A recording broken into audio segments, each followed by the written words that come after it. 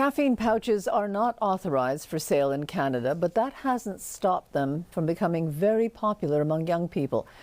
Health officials are urging caution. Dr. Christopher Labos joins us. Hi, Chris. Hi, Liz. So, Chris, these caffeine pouches, what do they look like? What do they do?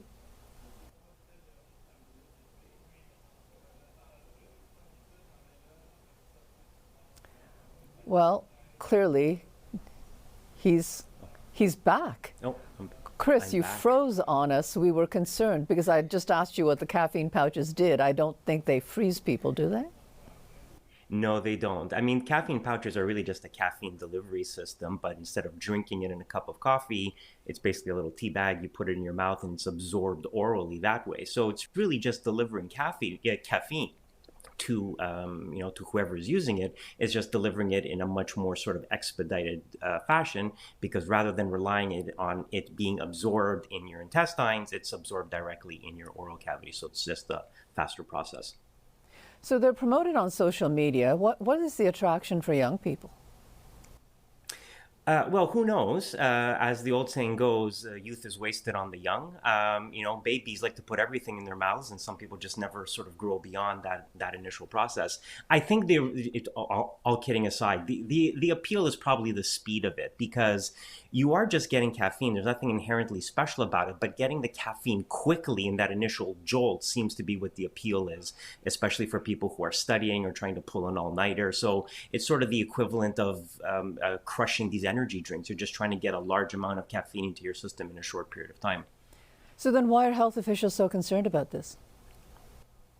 The concern is this, that you can overdose on caffeine. That is possible, and it has happened. It's just that it's not very likely that you're going to overdose on caffeine with coffee, because a normal person is not going to sit around and drink enough cups of coffee to overdose. But when it comes to these pouches or concentrated caffeine powders, because people are not that good at judging the dose, if you were to use multiple pouches at the same time, which has happened, you could, in theory, get a high enough dose where it starts to cause problems, increasing your heart rate, causing arrhythmia, increasing your blood pressure, and eventually even leading to cardiac arrest, which has happened in rare, albeit exceptional cases. And Chris, some people apparently are using both these caffeine pouches and nicotine pouches at the same time. Yeah, and that's really a problem, because nicotine is itself a stimulant. So now you're combining two stimulants that are potentially increasing your heart rate, maybe putting you at risk for higher blood pressure and cardiovascular problems. I mean, nicotine, obviously not good for you either.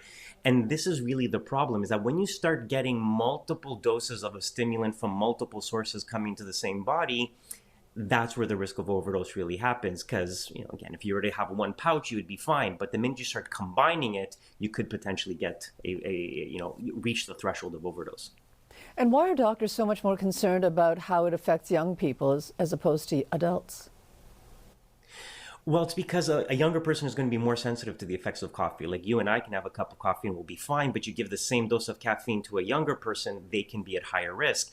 And this is the same issue that came up with the energy drinks, right? They were designed for an adult dose, but you give it to a younger person, they are more sensitive to caffeine, and so the maximum dose of caffeine is going to be lower in a younger person. And this is the problem with all of these trends, whether it's the powders or the pouches or any source of caffeine.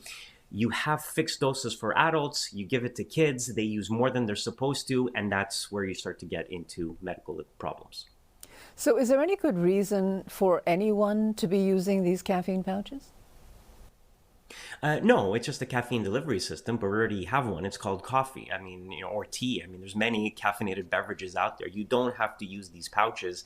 The appeal of the sort of that initial jolt, I think, is causing more problems than it's solving. And frankly, it is potentially dangerous. I mean, there's a reason why we don't sell these products in Canada. It's because the risk of overdose is higher than it should be, and there's no reason, there's no advantage to it. You're just potentially exposing yourself to the potential of an overdose because you haven't judged the dose in those caffeine pouches accurately. And I'm assuming that these things are being brought in online, I guess, if they're not authorized for sale in Canada.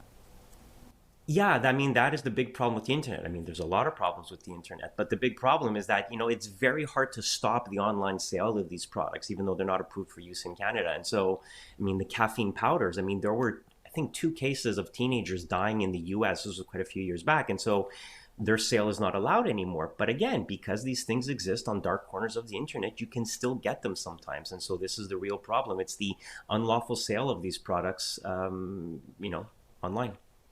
Okay. Thank you very much for this, Chris. My pleasure. You take care.